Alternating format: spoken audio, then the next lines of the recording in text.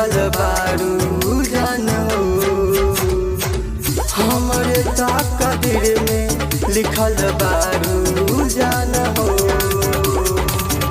वादा तहार झूठ रहे, इजहार झूठ रहे, तोहर प्यार झूठ रहे।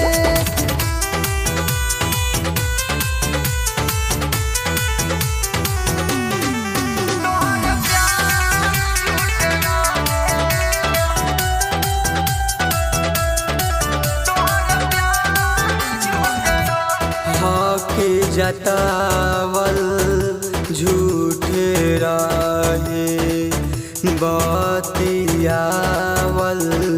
झूठ रहे, मैसेज तोहार सब जावल झूठ रहे, जावल झूठ रहे।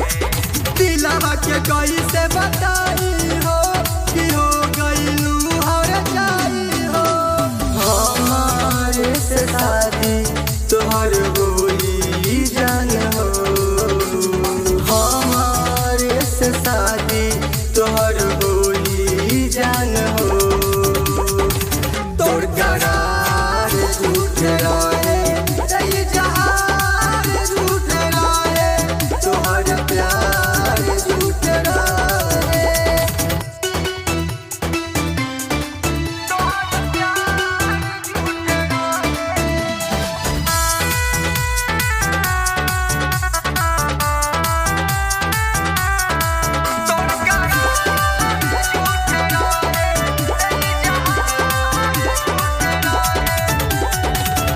फोटो खिंचावल झूठ रहे, आंसू बहावल झूठ रहे, घर परिवार से मिलावल झूठ रहे, लावल झूठ रहे। छीन लेलू रोशन के हक के, हो गइलू तू दीपक के, छल कई दिहलू